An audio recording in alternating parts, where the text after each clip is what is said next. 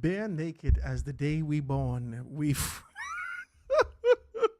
Ladies and gentlemen, we're having some technical difficulties. Please forgive us. Welcome to the foundation. We're here, we're live, and we're jamming with you. Grateful to be in your company. Always grateful to jam with you on this glorious day in the land of the living. We are here again. I saw the screen going black. I don't know. There's some things happening. Even my chat GPT told me some things is happening. I don't know, but we're here, guys, and we're grateful to be here with you as we continue to be able to jam and have a good conversation with you about where we are. I'm feeling the Christmas spirit. Are you? Are you getting in your kind of a Christmas mode? I'm feeling the Christmas spirit. I'm grateful for it. I sang a couple Christmas songs today. Listen, man, I'm excited about it. And as I was singing today, I often have a time. My birthday is at the end of the year, right? So we have to travel through the entire year for me to be able to get through my birthday. My birthday is December 1st, right? I was singing my Christmas songs and doing a little cleanup and stuff like that before I came to the show. I'm cleaning my baby's shoes and, you know what I mean, just doing some stuff around the house.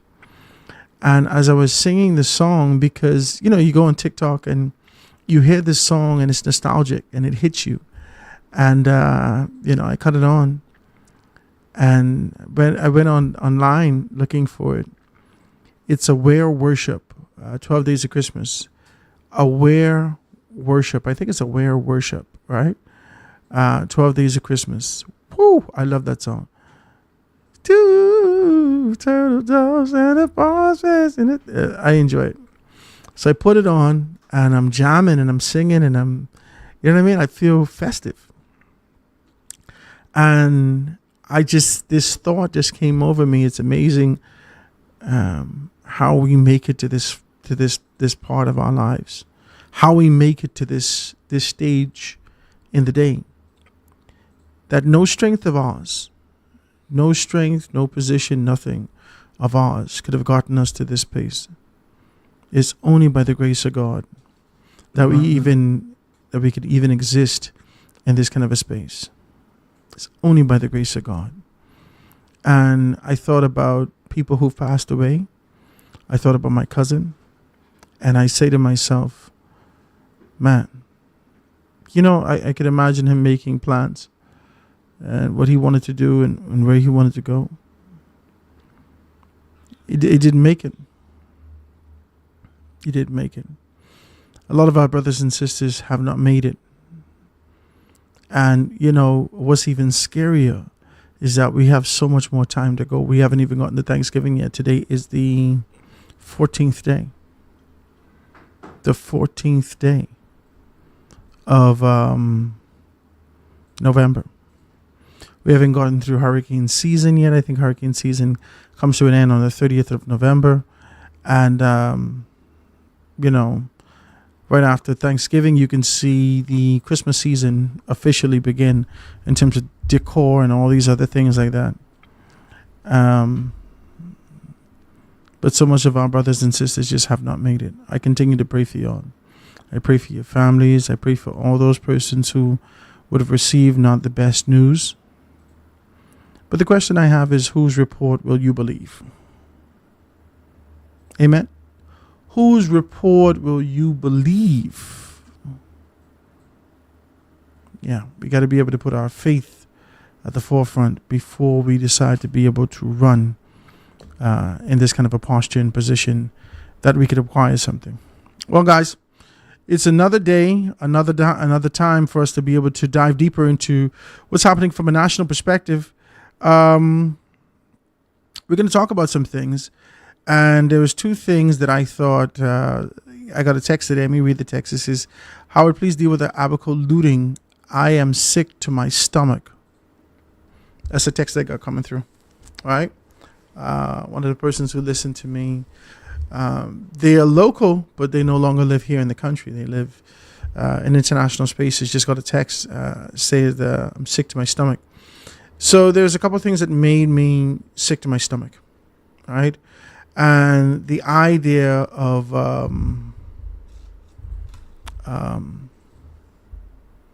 the leader of the opposition being able to take onto the stage and levying significant allegations against the government of the Bahamas and against those workers within confines of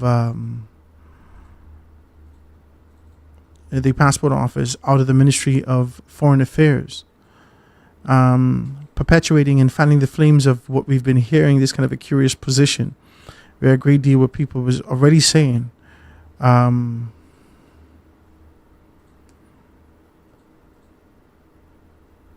just have to send it to him. A great deal of people was already saying that, oh, well, immigration is the biggest issue in these things. Y'all ain't gonna like what I saying to y'all. And I know I always have the prerequisite, our conversations like this. I don't think you're going to like what I have to say. But I've said this to you, and I will continue to be able to say this to you.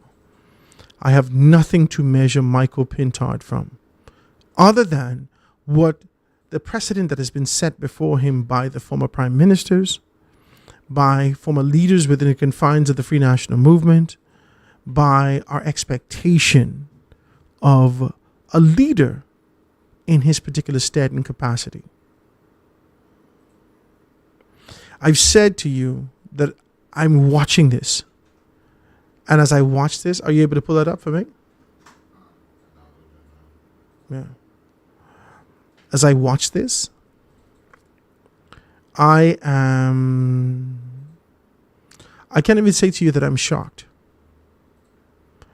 I have a subterranean disappointment because it is not on the surface. It exists below the surface because of my expectation. When you're ready, let me know.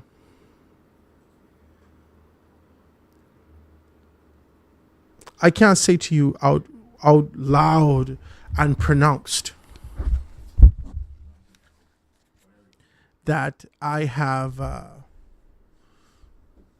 this great disappointment in him. I can't say that. I've watched some things and it has escalated to this particular posture. And I don't know what's getting in there. But as I look at this, I have to tell you that this here is sickening. It hurts.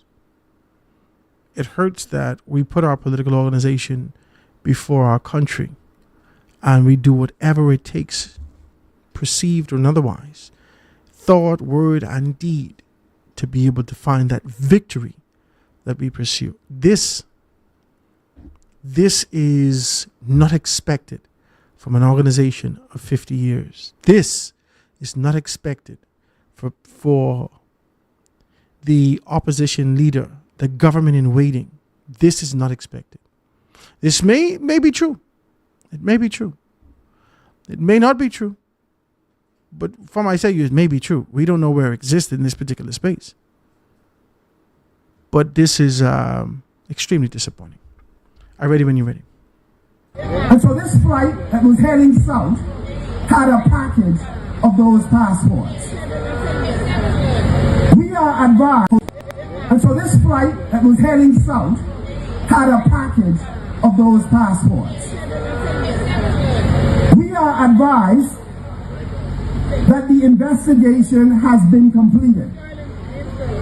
Persons have been fired. But the minister with responsibility for the airline has not said a word to the public, nor has the Minister of National Security. And so this flight that was heading south had a package of those passports. We are advised that the investigation has been completed. Persons have been fired. But the minister with responsibility for the airline has not said a word to the public, nor has the Minister of National Security or the Minister of Foreign Affairs, who have responsibility for passports, nor has the chief passport officer said anything. Now let me be honest, when I heard the story, I refused to to say anything about it because it's too ridiculous to be true. There couldn't have been an investigation. It could not have been completed. So I'm saying it tonight. I'm asking the senior most person in the passport office, is it true or is it false? I'm asking the minister with responsibility for the passport office, is it true or is it false? Is there a racket going on that you've discovered? We haven't said yet that you're responsible, but your silence makes us wonder.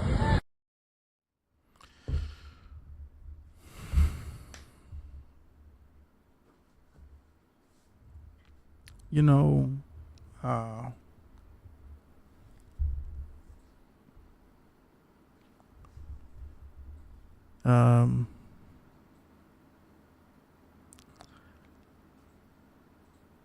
this is beneath you. This is beneath you. This is beneath your organization. There are proper avenues that surpasses.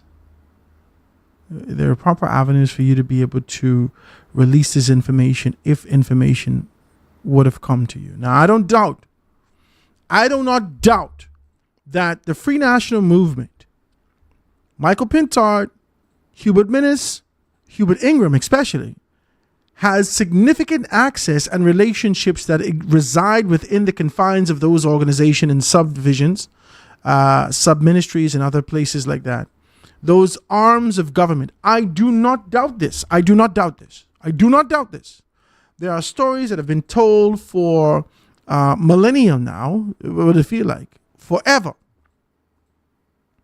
That has spoken to, I think I get a telephone call. Let me see what this is.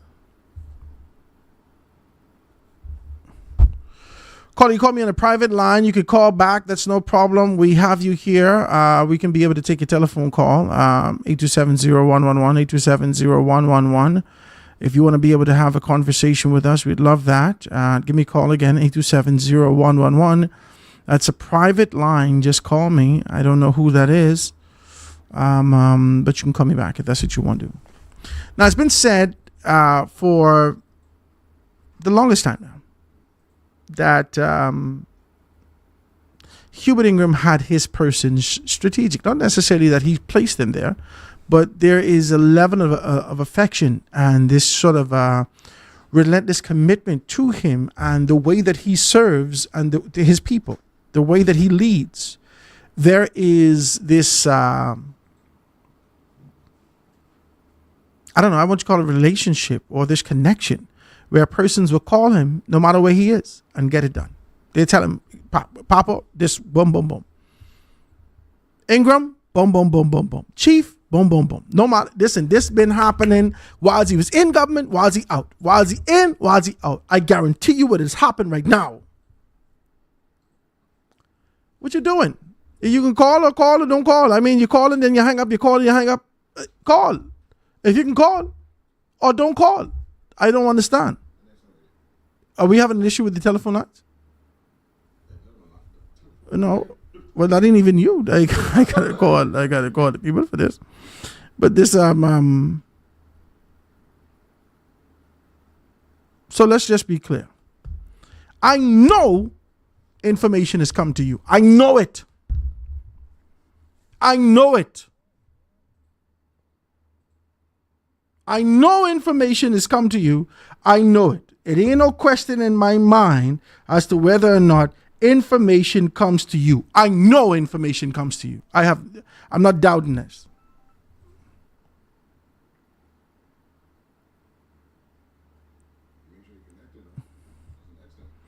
I guarantee you, this is peculiar to me. Look on your board to see if I connected. It says connected, right? Okay, it says connected. As I speak, you keep calling. I'm not going to fight you. I'm going to take your call whenever you decide to call. Okay? So, I know the responsible thing to do if somebody called me and says, Howard,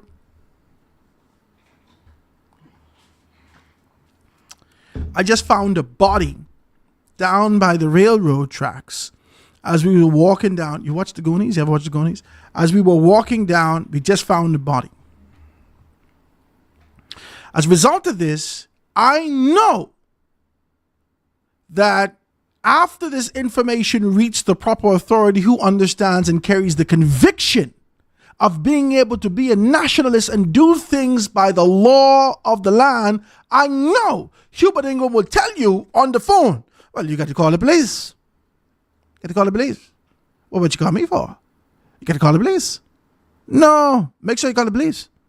Put a report in. You know these things, to call the police. This information is the same thing. Hubert Ingram, over the course of time, I don't have nothing.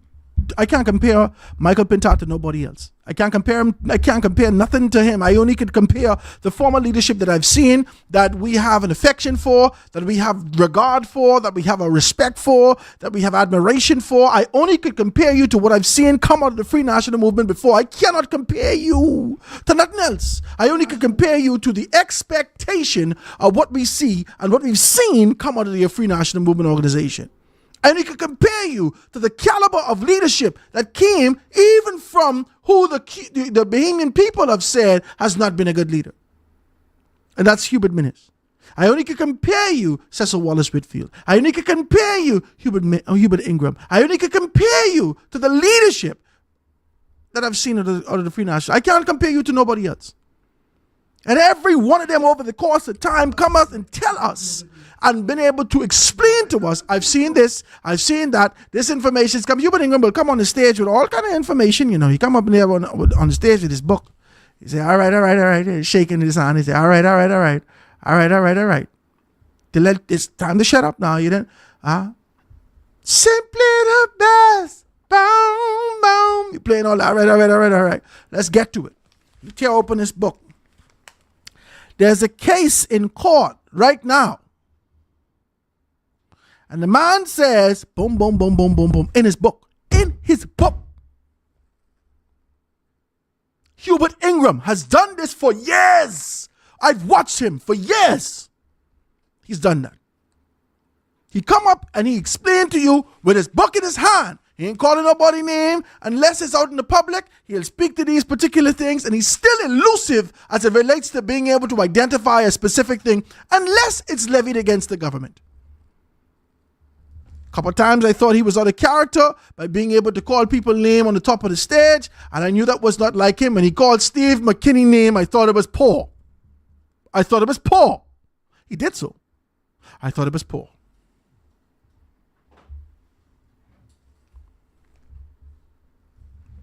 That's somebody who won't play. You're calling me from a private phone and you won't play. But we can do this today.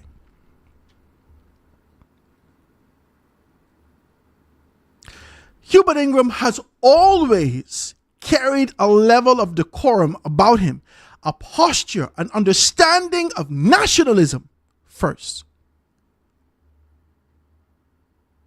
And as I see this, I am absolutely disappointed in you. Because there is a course that this must travel to be able to find itself safe and nestled in validity, in value publicly. You just say this, carte blanche.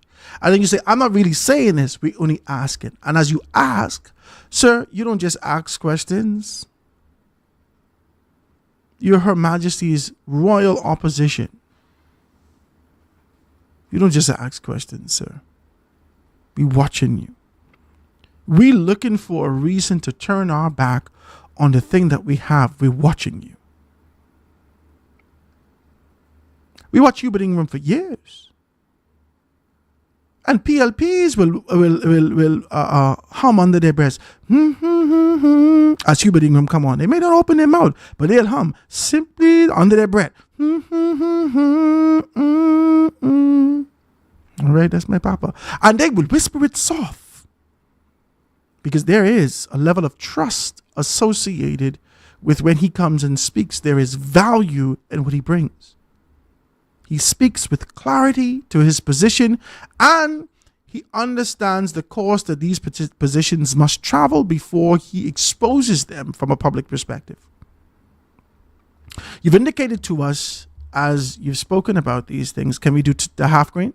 Can you do the half screen? Can you pop them up on that side? I tell you, we had some difficulties. You see, we just trying to be able to put everything up. So it's taking some time. Forget about it. But we can make it happen. Yeah, put them on this side of me over here. And let me talk. Play it again. Put them on that side.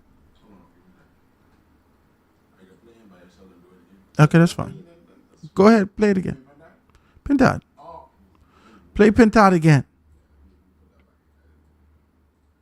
Let's be clear about this now. Pintad has already indicated that there was an investigation done and people have been fired. These things could be able to be verified. These things could be verified. This ain't hard. This ain't hard. There's an investigation done and people have been fired. And you mean to tell me that nobody come and tell us has somebody been fired? Fired? You need to put these people in jail. Fired. You're not Muriel Lightbourne advocating for you. Well, don't fire them. They already didn't admit everything was... It's okay that they give 300 passports away. Don't fire them. They already done indicated it was theirs. He didn't find the fingerprints on the passport. They just let it go. Don't fire the people who advocate for you. Fire. There's no time to fire, sir. You need to go to jail. You and everybody who was associated with you. Fire. Investigation of this magnitude, you need to stretch them far and wide in the front of the country. Fire. I don't understand these things. This ain't no game. This ain't no game. This is a serious thing.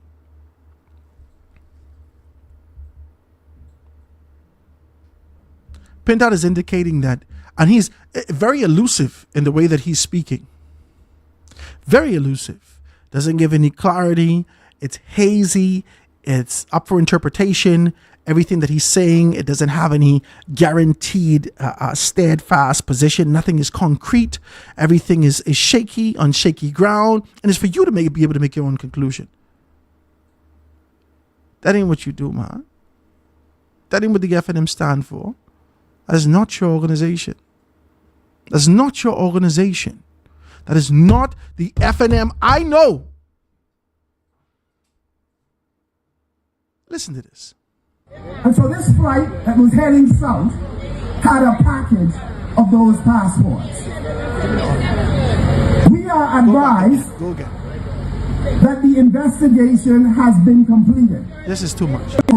And so this flight that was heading south had a package of those passports. Pause. This flight that was headed south. South where? Turks Island? Jamaica? Trinidad, Tobago. South where? You want us to believe it's Haiti. You want to be able to give the illusion, the idea for me to be able to pick up that when you say South, you mean Haiti. You know what I mean?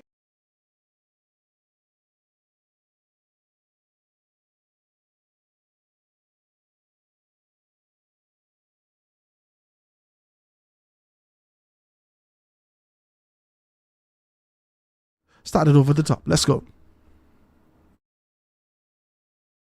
And so this flight that was heading south had a package of those passports.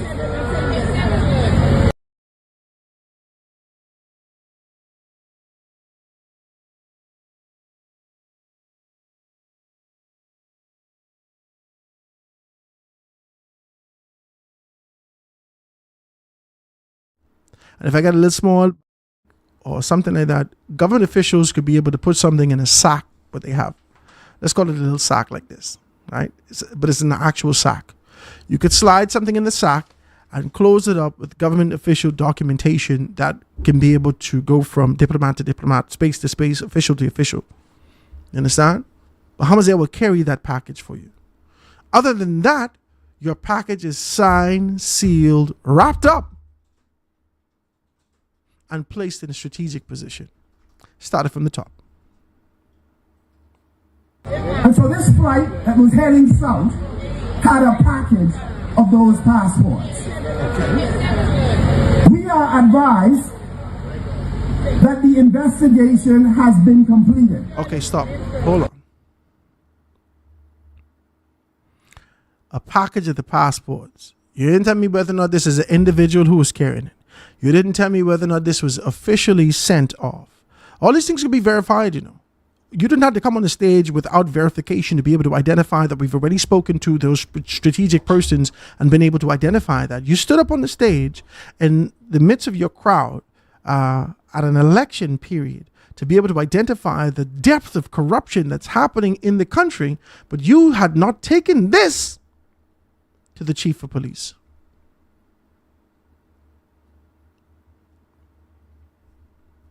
Somebody got to be in there who, and I can be honest with you because I don't have the time to be able to kind of play with this. Somebody in there who is an ally for the Free National Movement. This is the closest that we've ever and will ever get to Freedom of Information Act. Okay? This is the closest that we will ever, and at this particular juncture, get to Freedom of Information Act. The Freedom of Information Act is wrapped up in the leadership of Michael Pintard or Brave Davis in his particular capacity, or Hubert Ingram or Hubert Minnis. The information that exists within these subsectors that goes contrary to what is required or what should be done is always spilt out to these men. Okay? That's the freedom of information. And these men hold on to that information until an opportune time to vomit it up to let you know that there's corruption on the other side. It's the closest to freedom of information this country has ever gotten. And we get to hope to God that you don't fabricate, that you don't embellish the information. And you don't be able to exacerbate the idea of what has happened and being able to give us fairy tales and fables.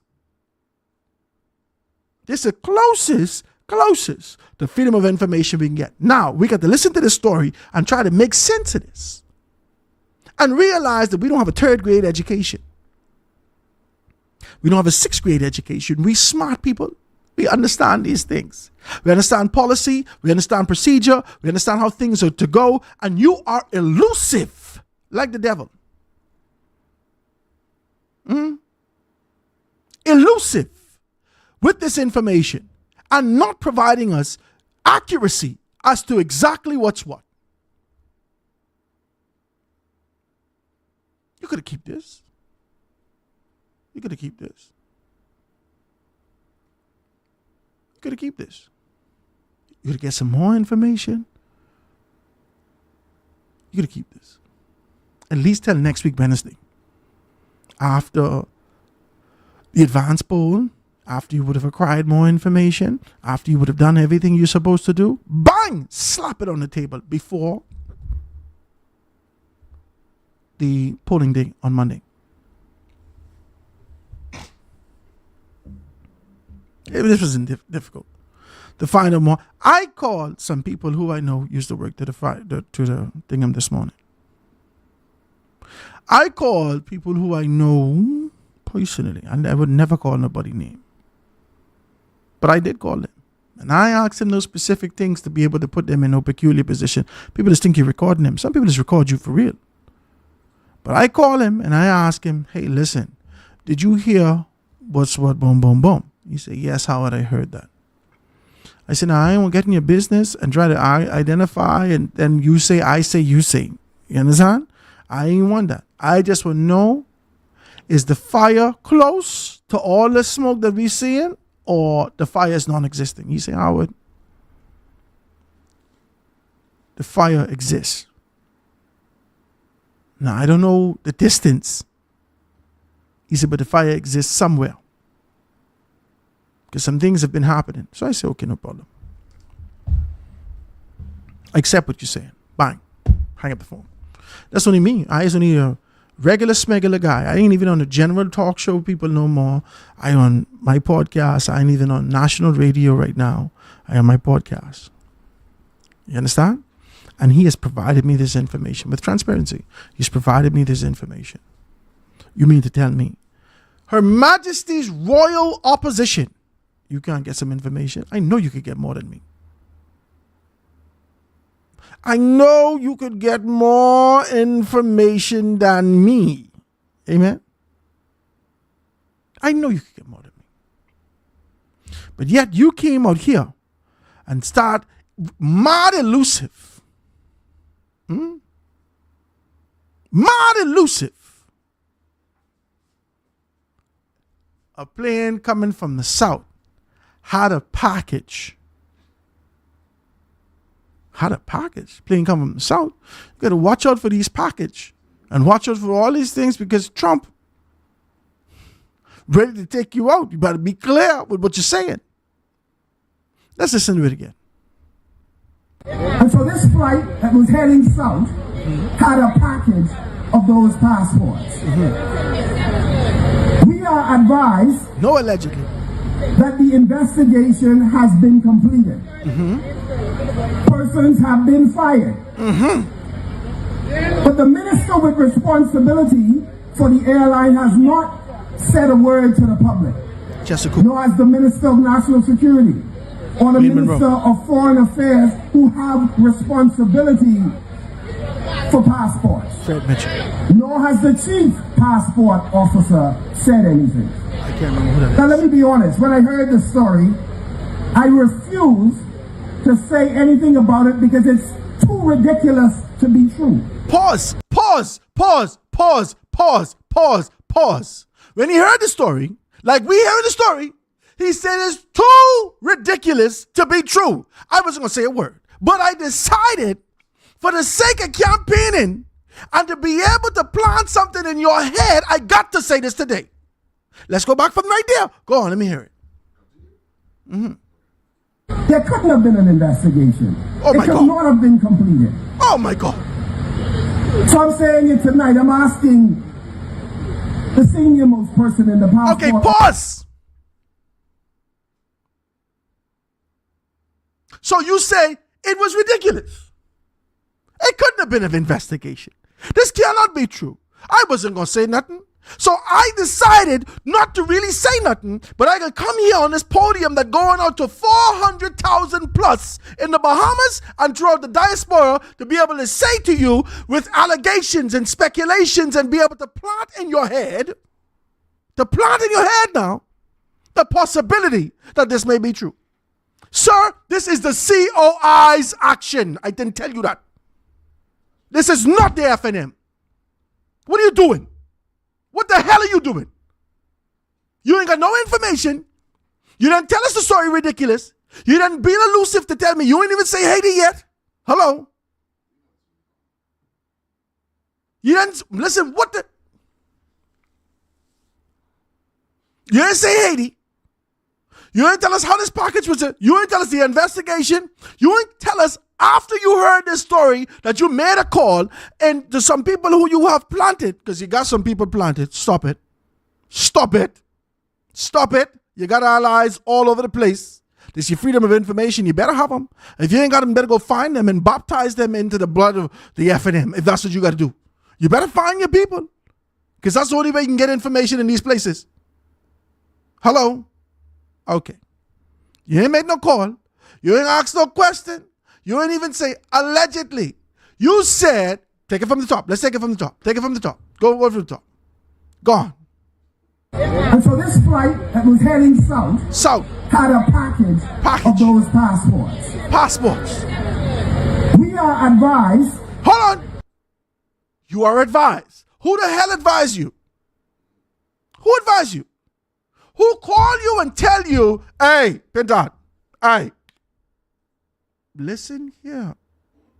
You would not believe, Jesus, you would not believe. The package had the passports in it and the thing tear. And the thing fall all over the ground. We couldn't believe it. We said, Jesus. But don't say I tell you.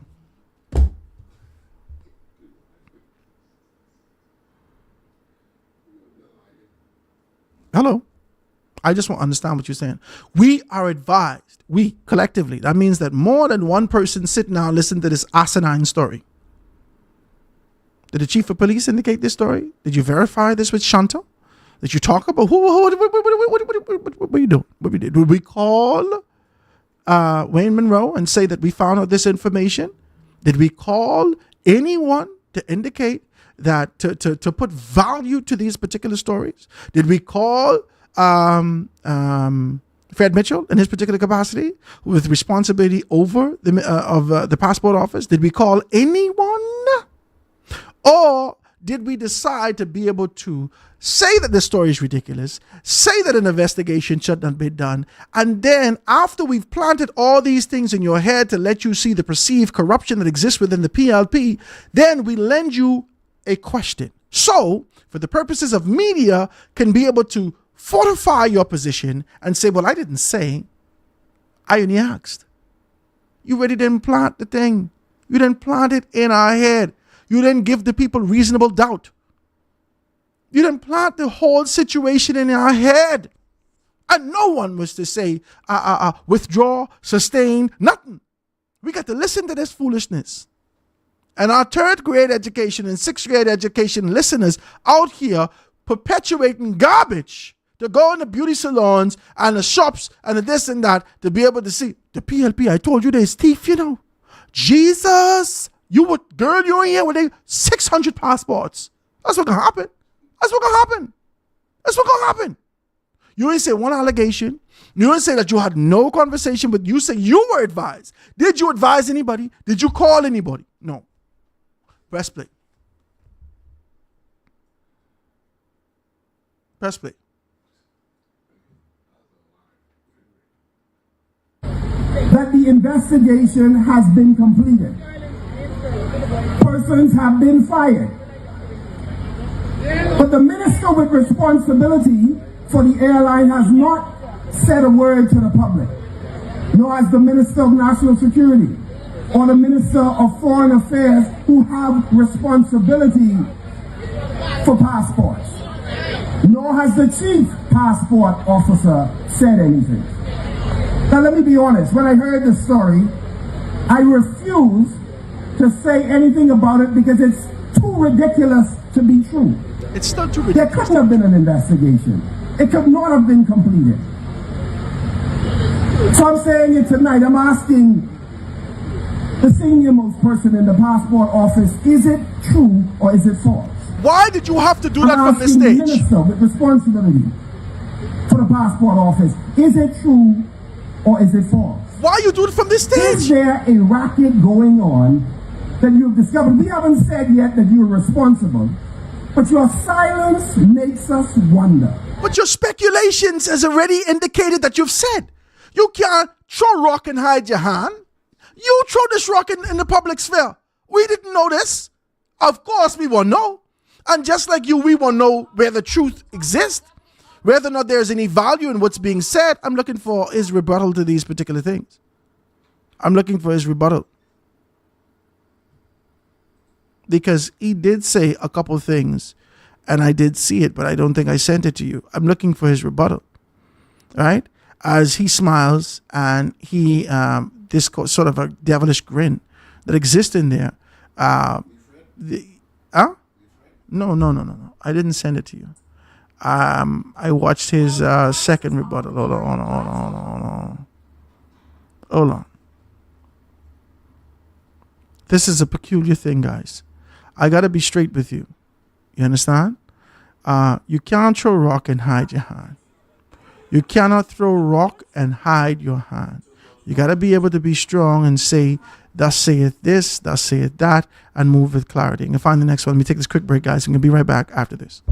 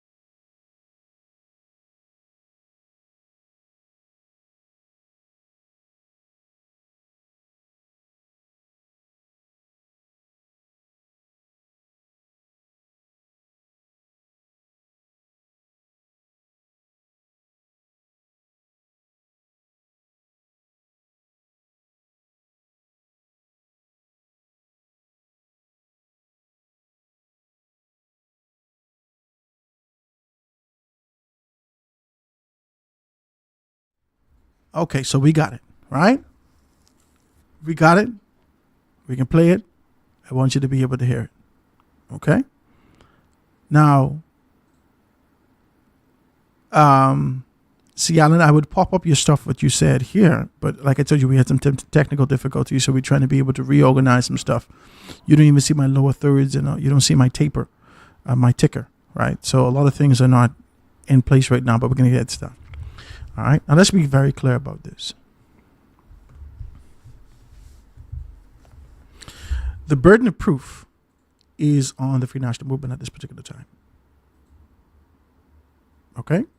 The allegations have already spilled out in the public sector, right? And as we look at these things and we make a determination as to exactly what's what, we now have to make a determination, the value that we see in these things. Now, all these things quickly have to go through our head. Do we trust him? Do we believe what he says? Is he this particular type of person that we can be able to do this? Are you ready?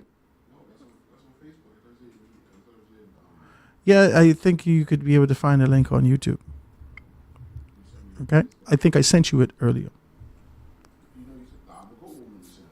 Okay, that's my bad. Right? Now, with all of this information, with everything that's being said, with the position that's happening out there, the burden of proof exists on the Free National Movement. The Free National Movement now has to be able to provide us value for the speculations. Now, they may not necessarily have to give us the whole investigation and pour everything out. They could be able to give us value in this particular capacity.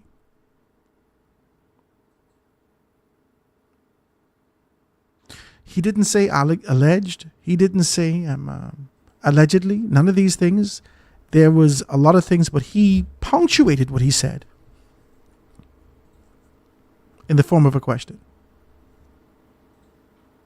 He punctuated what he said in the form of a question. And so he said, I want to know. I need to ask. I need to ask this one. I need to ask. Well, why didn't you call him and ask them? Why didn't you just call him and ask them?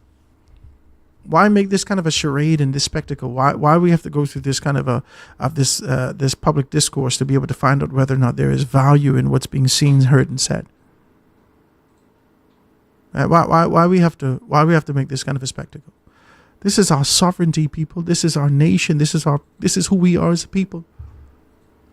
In the midst of these conversations of what's happening as it relates to sovereignty in the United States of America and their retention of their sovereignty and the insurance of being able to make America great again, and Venezuela, persons who are being able to try to sneak in narcotics into Venezuela, allegedly, being snuffed out in the ocean, that means that America is on a whole different wicket right now entirely. They ain't into none of this.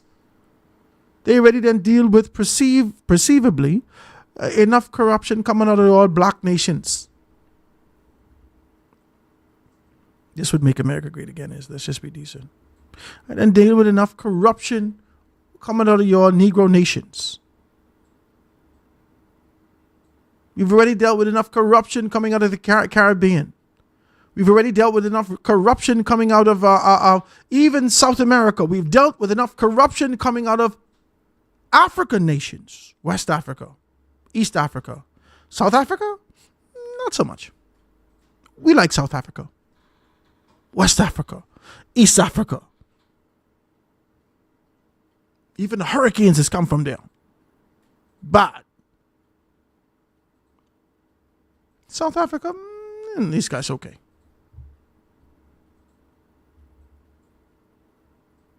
You've dealt with enough of that. We can deal with this right now.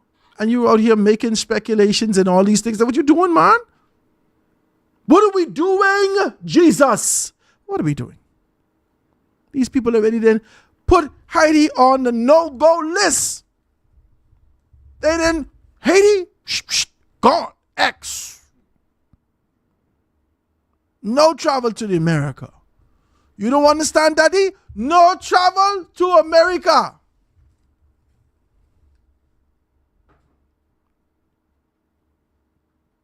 And you won't put our nation in bed with that posture, with frivolous things, allegations and speculations, without being able to concrete stop the situation? Let's hear his rebuttal after everything. Let's hear it. To hear what the Minister with responsibility for the airline has to say. We'd like to hear what the Minister of National Security and the Minister with responsibility for the Passport Office has to say. And we would have more to say in the aftermath of that. But we certainly know that those persons who shared the details are in a position to know, and they ought to speak to it. When did it happen? Who the damn people is? Pause. Who the people is? Who the people is? Who the people is? Shanda Knowles, you need to put him on the investigation and anybody else, because he say we, because there's a group of them, they must have this information. Find out who the people is that released this information and put them, and let's put question to them.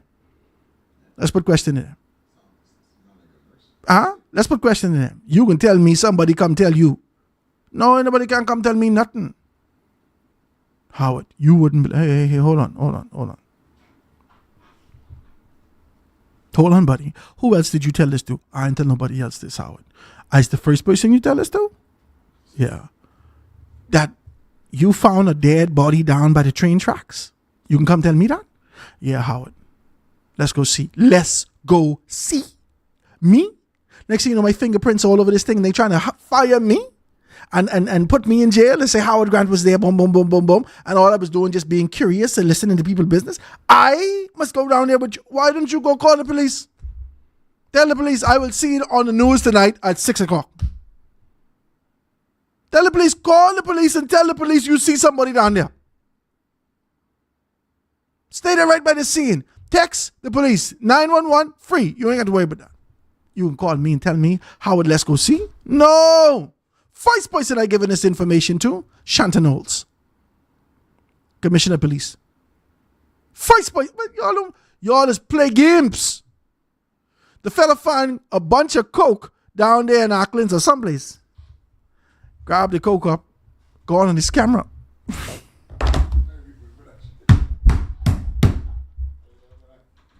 Fella. Yeah, but I'm back on top again. Hold on. How y'all think? 150 of them right now turning on their own camera, recording themselves, thieving off the people boat. I don't understand how y'all think. How somebody can bring me information and I can talk about it and I ain't gonna verify it. How? I sit on a talk show every day. People just bring me information every day. And your name in it, Wayne Moreau name in it, Fred Mitchell name in it, Brave Davis name in it, everybody name in it. Excuse me? Everyone's name who holds significant office in this country, they could figure out a way to tell me something. Every day. Jesus send, you could find a reason to come tell me. Excuse me. People don't even call me no more and tell me those things. I don't even respond to them. That ain't my type of show. That ain't my type of vibe. I don't do that. Howard, you wouldn't believe who thief this and that. No. Oh, hey. That ain't my type of style, cousin. I don't do things like that. Yeah, but it's real. Hold on. Is this verifiable information? I telling you, this real, Howard. And I must just believe you. I don't know, y'all.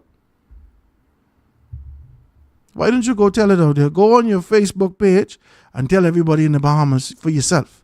You can call me to tell me to be a mediator between truth. Why?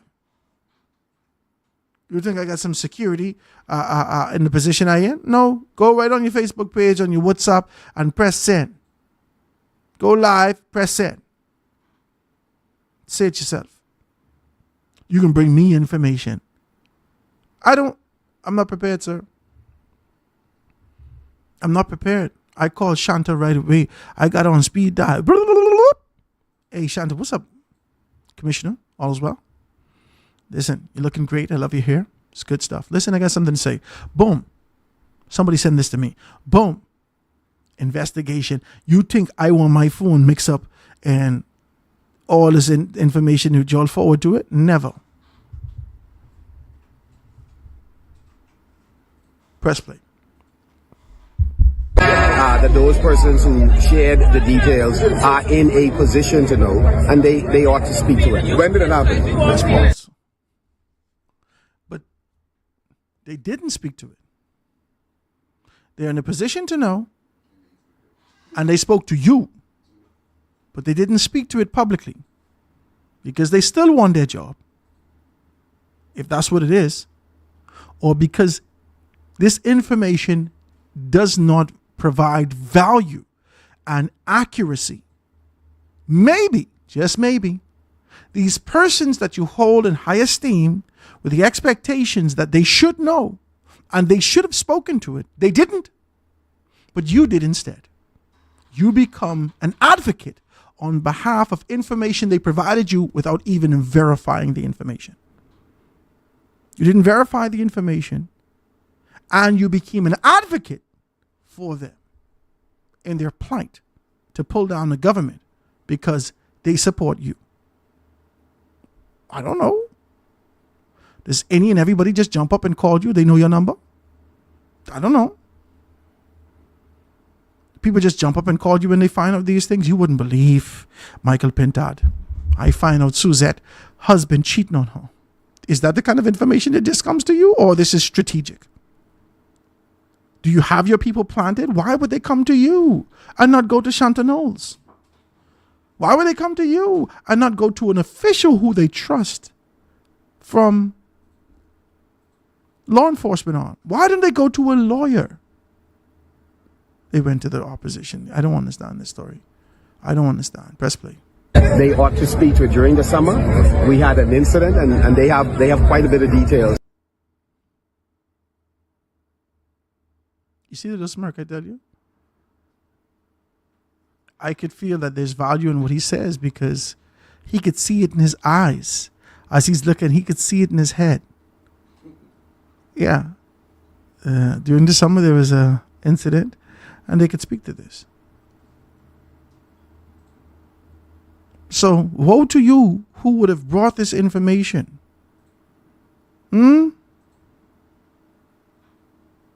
Because I told you before, it is never the information that they focus on. It's always the individual. Let's pop up what Latreille said. Out of the office of the Prime Minister, I sent you a still shot. A still shot is right there in your phone. No. Is that Abaco or is that thing? Hold on, let me see. The office of the Prime Minister has taken on a position and being able to say some stuff. Oh, that's Latreille talking about the looting. Hold on, wait, before you go.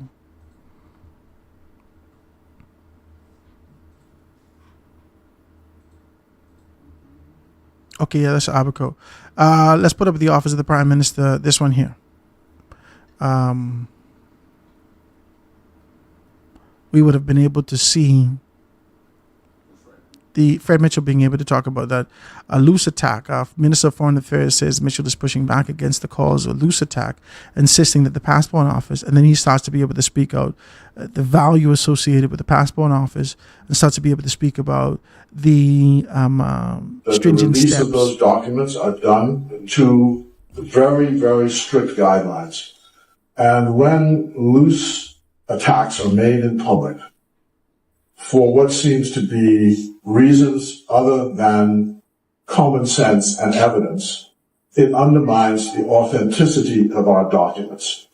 And no Bahamian, regardless of their standing, should be engaged in undermining the authenticity of our documents. So I want to take this opportunity to reassure the public about the security of the documents and the fact that the Ministry of Foreign Affairs takes its job seriously with regard to the issue of documents. When I was stuck in Beijing,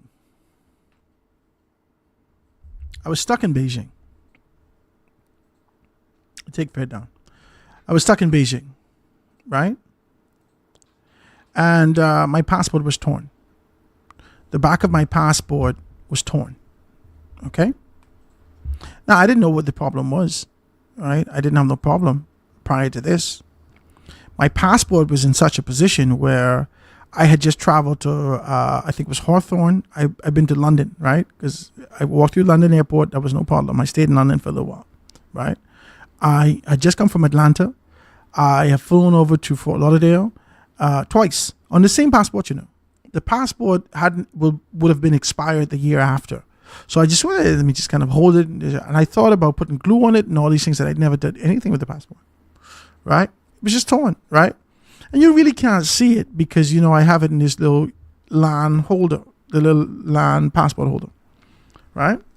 So when I got to Beijing and I had this issue and they wouldn't let me pass because the passport was torn, and documentation like this being torn is really being able to essentially nullify the document.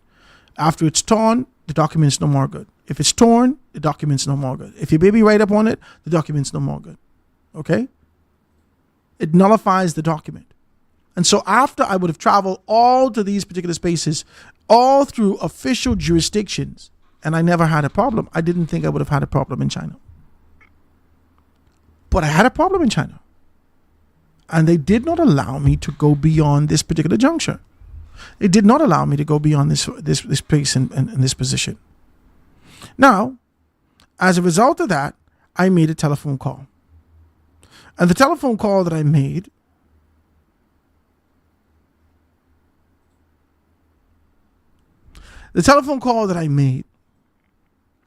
was directly to the Minister of Foreign Affairs.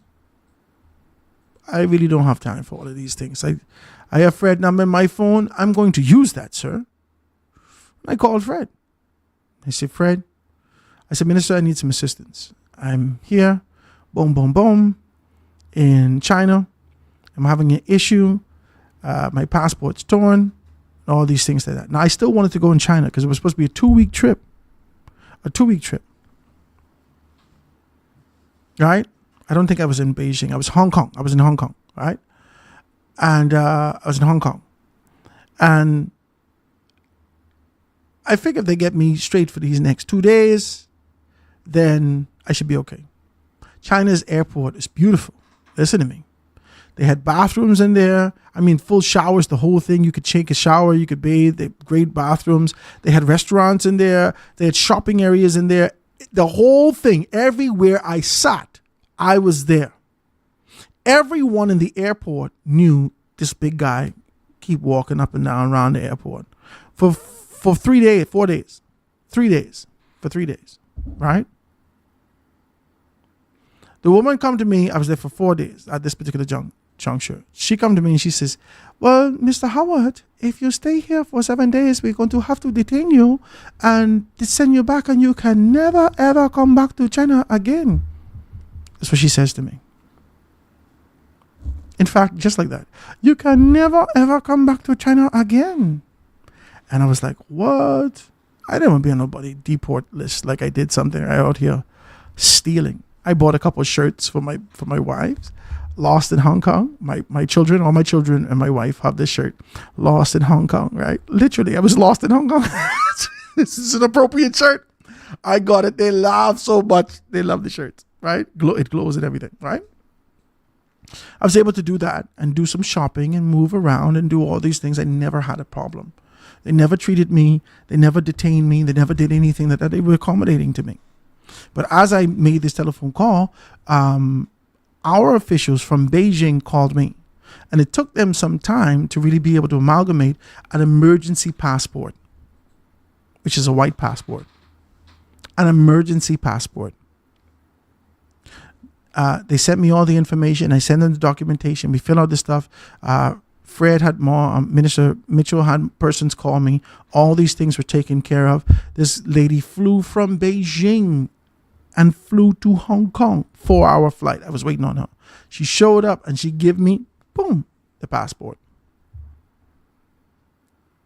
At this juncture, because of what I had already been advised of, at this juncture for what I've gone through, I no longer wanted to go forward with being in China. So I took my passport and I went back home. I did. This is exactly what happened. I went back home. And so I think of this. I think of this diplomatic bag. I think of this kind of a privileged bag that's going over. Whatever this package is, and his hand was like this. Whatever this package is, I think of these particular things. And I think because this is a wild story. This is a wild story. Now, I don't believe that that fire doesn't exist somewhere. I don't believe, despite the fact that you have Fort Knox for a passport office based upon what the Minister of State, human beings are very crafty.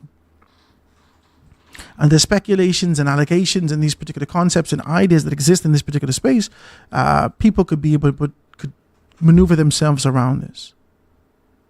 So I don't believe that it's ironclad that this did not happen. I accept what Fred is saying as it relates to the security associated with this and the steps that you would have to take to be able to breach those particular spaces. That means that there is a possibility that these things can happen. Okay? I don't believe that Michael Pintard, just like how he said that the story is ridiculous, I don't believe that Michael Pintard is this desperate that he would come out and just say this information. There has to be a level of value to this information. I accept that. My point is not to diminish the value or the possibility of what has happened. My point is that there is a course and a protocol that must be taken. The men and women before you took that course and protocol.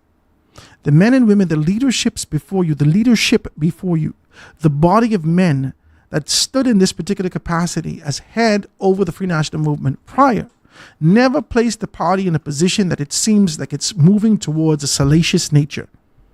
Never placed the party in a position where it seeks to be able to use this proverbial gap seed, this gossip mechanism, to be able to garner the hearts and minds of the Bahamian people. It was always based in fact, anchored in truth, verifiable, accessible, real information that you can be able to touch and feel.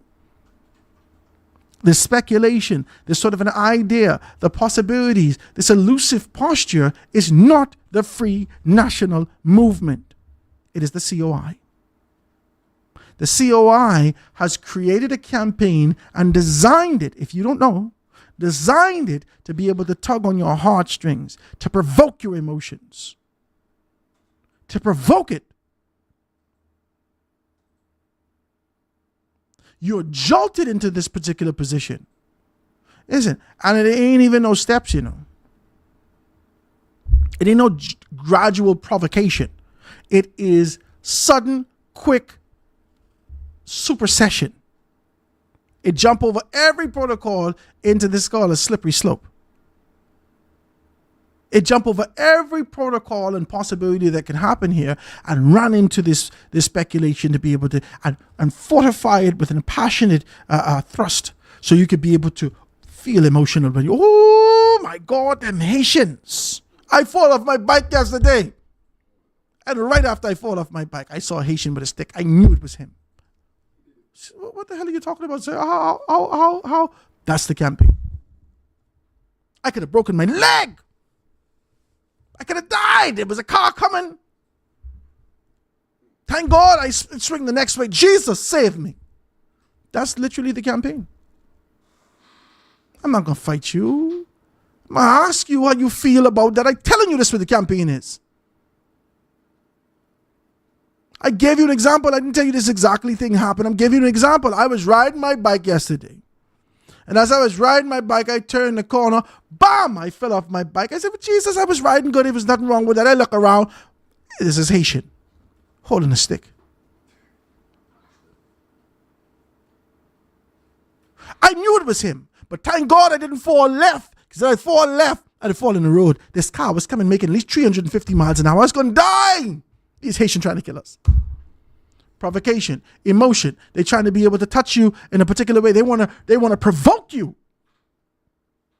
to a point of position that you could be able to feel that this is what it is. Listen, that don't mean that there aren't elements in the story that's true, but this this provoking, the shaking of the lapel to propel you in the particular position is not the type of campaign that we're used to in this country. The closest we would have gotten to that over the years is the FNM stating and perpetuating this sort of an idea that the PLP corrupt. They've done that over the years. The PLP is a corrupt organization. That's what the FNM has done. They give you scenarios, they give you concepts and ideas, they place truth, and then they supersede that, or they blanket this conversation, they blanket these statements with the idea that the PLP is corrupt. So they've kept saying to you that the PLP is corrupt, and then they tuck it in with this nice, overlay, with this quilt. The PLP is corrupt, and then they tuck you in right there.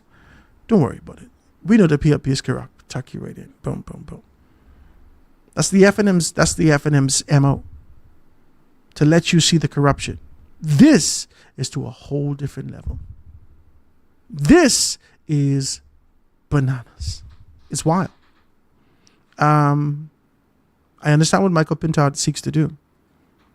Do not mimic a campaign that seeks to be able to provoke us to a position to support you. Lay out the facts. Remain consistent. Remain persistent. And remember those that served before you. Remember the integrity that was propelled and projected socially. I don't know nothing but their integrity behind the scenes. Some of these men is being decent. But when the camera's on, and when they before formality of their position, they present themselves with that kind of a formal approach, and they present themselves with the integrity needed to govern the country.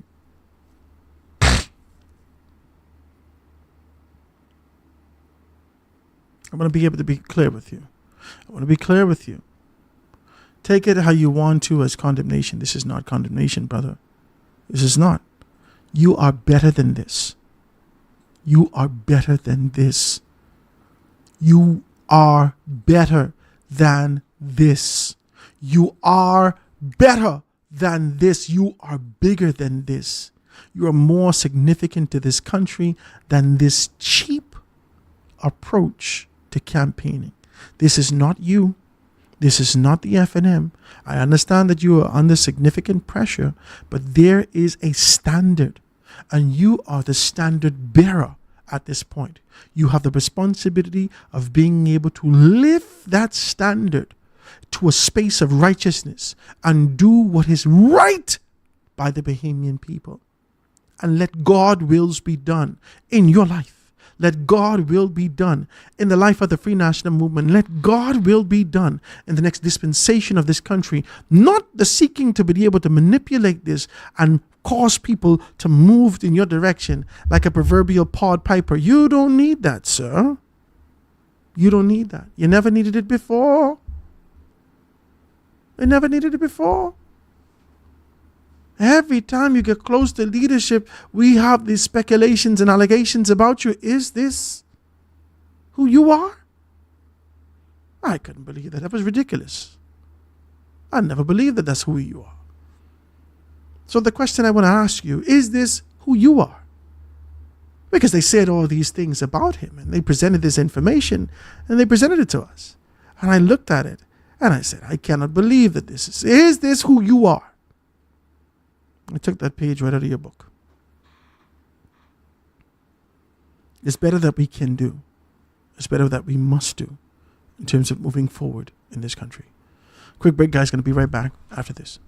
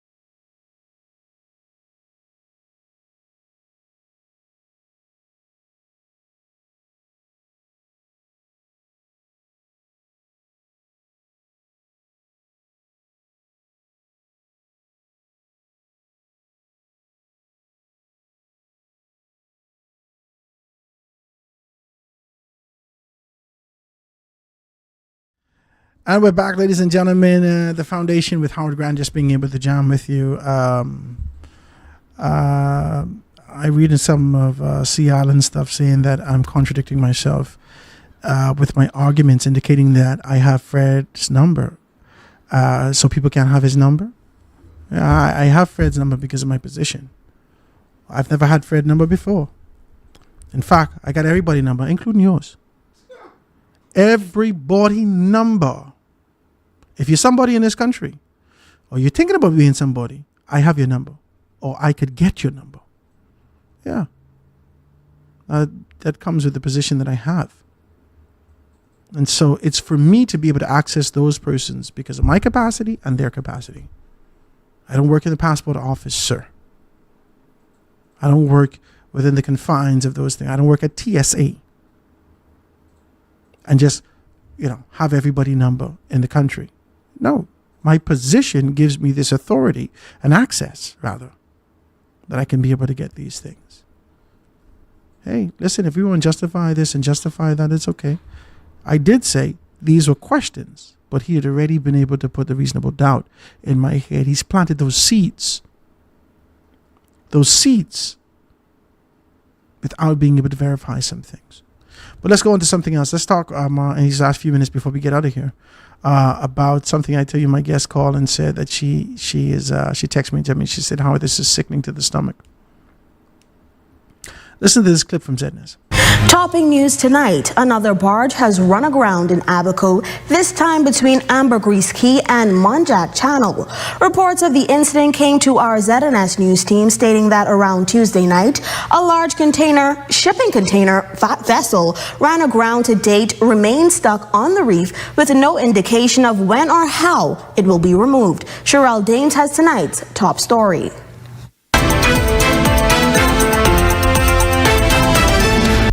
What began as a marine incident involving the Southern Dawn barge running aground has now escalated into a major environmental crisis in the waters of Abaco.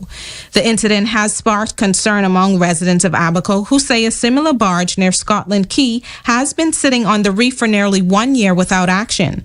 Olivia Patterson-Mora, Executive Director of Friends of the Environment, says this, coupled with other groundings in Abaco, reinforces the need for stricter regulations for vessels using Bahamian waters. While Logan Kanan, Green Turtle Key resident and professional diver, witnessed not only the vessel incident but the damage caused to Bahamian coral reef ecosystem over the years. Here's what she has to say. So we have a coral disease that has been spread across the reef called stony coral tissue loss disease. That disease has been really bad for the coral reefs throughout the Bahamas and especially here in Abaco. Also, we have bleaching and pollution. So there's a lot of factors facing the coral reef that they're already dealing with, and the last thing that they should be dealing with is a massive shipping container barge crashing into them. Especially, as far as I'm aware, these containers aren't even for the Bahamas. Environmental advocate Eric Carey warns that continued neglect could cause lasting damage not only to Abaco's coral reef ecosystems, but also to the nation's tourism industry. Coral reefs are critically important to the Bahamian ecosystem, right? Whether we're talking ecological importance, providing habitats for many of the commercially important fish that we use, snappers, groupers, etc., lobsters. So it's critically important from an ecological perspective. What is frustrating, in the environmental community, the people that I speak to in the environmental community, they are all of the same opinion that nothing really seems to happen. Now our ZNS News team reached out to Environment Minister Honorable Zane Lightburn, who says a full investigation into private boat owners damaging Bahamian reefs is underway. They have been advised that the Royal Bahamas Defense Force is on the scene, and they are addressing the offloading. There was a perceived looting, but that I'm being advised that that's inaccurate. That actually there are persons who are trying to take some of the weight off the barge. The minister maintains that protecting the country's marine resources is a top priority and says officials will release further details on this incident as investigations continue. For the Bahamas Tonight, the Northern Edition, I'm Sherelle Dames. You're trying to take some weight off the barge.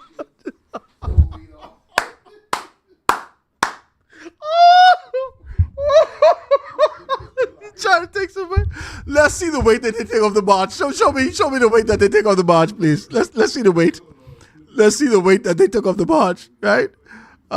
Because this is I accept and understand these particular things, and I hear what our environmentalists are being able to talk about as it relates to our coral reef. I know that the minister who's just been able to find himself in a substantive office as Minister of Environmental, Minister of the Environment and Natural Resources, I know that he has his hands full. And I know that he would have to figure out, how do we now create legislation to identify, how do we mitigate against this? How do we identify where is the shallow areas in this particular area, and the reef areas? How do we now highlight this for oncoming ships? Can we geotag this for any ships that are coming across, that they can be able to see that there's been a geotag in this particular area, to make them aware that this is a barge, so forth and so on, or this is shallow areas or shallow reefs. There's some things that can happen. We have enough technology in life that we can be able to do this, right? You can be able to put this there and, put a wind turbine there in that shallow area, and allow that to be able to have a beacon on it, a beep on it, or something. I don't know. We could figure this out. It can cost us some money. Not a tremendous amount of money, but it can cost us some money. But we can figure this out. And I know that he's going to have to be able to get some things done. But that's not the thing. I think Ms. Hogan was taking on the position to say that this is a disaster. But in the papers today, in the Tribune say, Christmas come early. Check us out, babe. They say Christmas come early. That's supposed to be me right now. You see this? There are recordings of people going towards the ship, the barge, and recording themselves. They're recording each other. Taking off these things. Look at this. Those what was weighing down the boat. This is exactly what was weighing down the boat. The washing machine. Let's look at it again. You got washing machine. You got dryer. Come on. And you would think that this is pirates in the Sudanese. Like, you would think that this is pirates somewhere else. This is the Bahamas. Look how they climbing the thing. Look at this.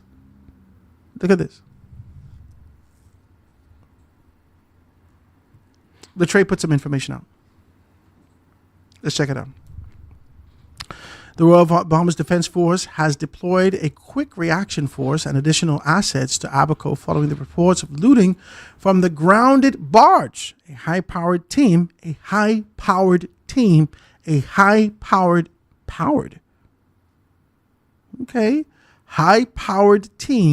is now on the scene. This is illegal behavior. We strongly discourage anyone from taking part. Law enforcement will act where required. In these last few minutes, I have to make you to understand something. Bahamians. Sometimes we could be in the silo as it relates to what's happening from a global standpoint. Donald Trump has already called us a whole country.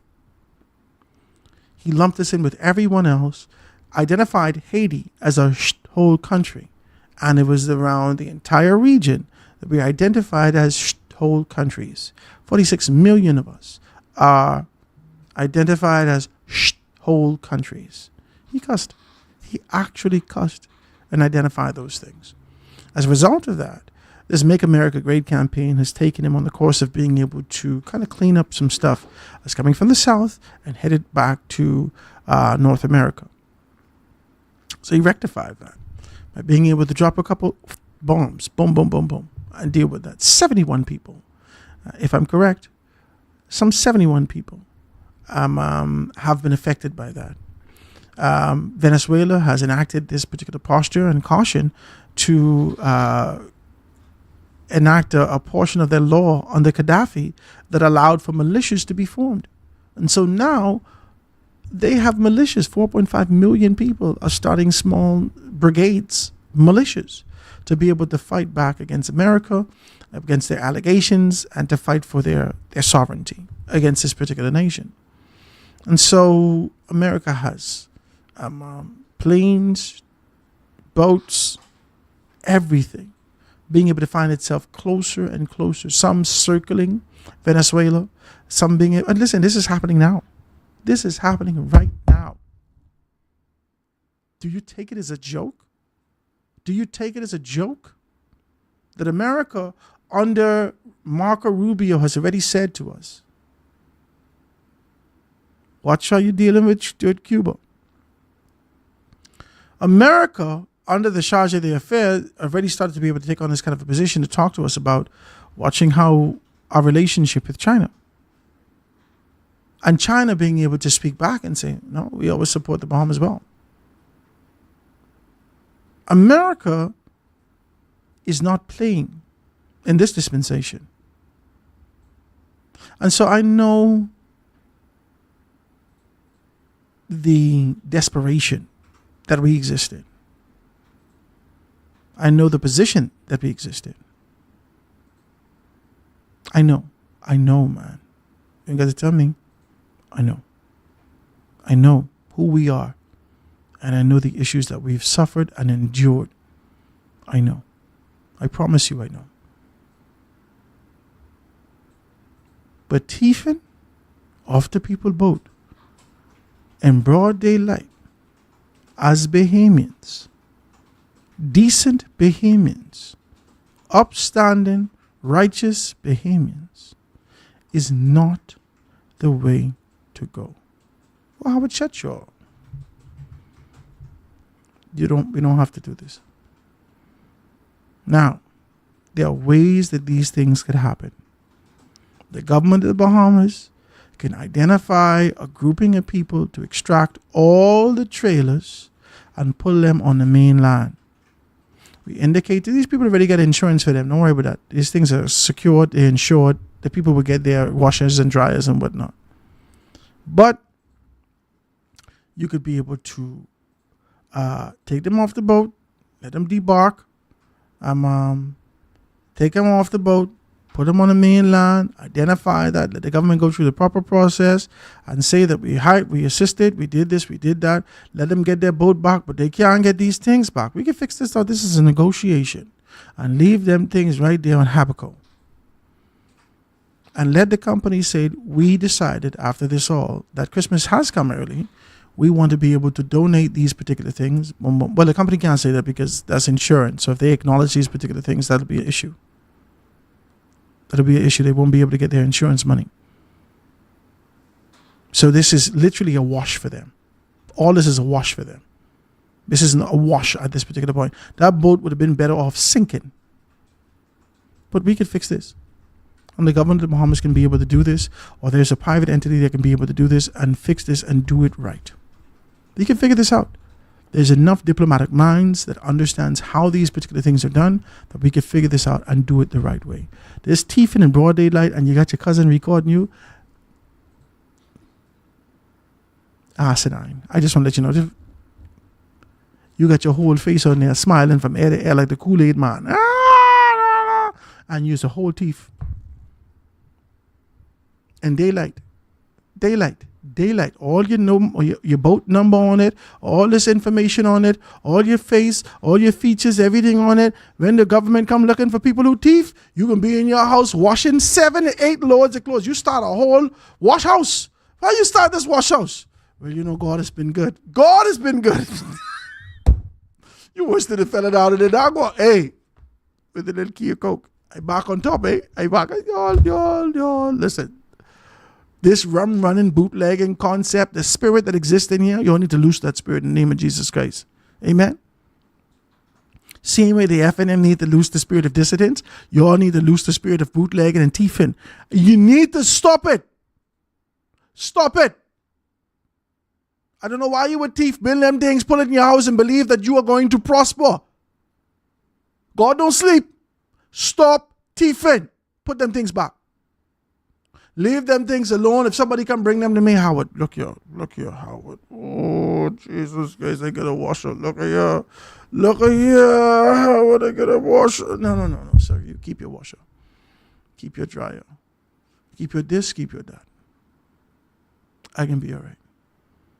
I'm not going to put my hand to those things. There's a level of righteousness that needs to be returned. And a very clear position that we need to take. You didn't have to do that. You decided to do that. You put yourself in this position, but it ain't for everyone. I want to commend the Royal Bahamas Defense Force for being able to take quick action. I want to commend the Ministry of Environment and the Ministry of Environment for ensuring that they can be able to investigate and understand these things. And the advocates that continues to be able to concern themselves about what's happening. The reef's already taken a significant blow. They've been having issues for some years now. They're not regenerating the way that they used to. And so we want to be able to continue to be able to talk about those things. Guys, that's the show today. I want to thank you so very kindly. I know it may have been a hard one. A little spicy one. But I want to thank you so very kindly. I want to see you guys on Monday. God Spare Our Lives right here on The Foundation.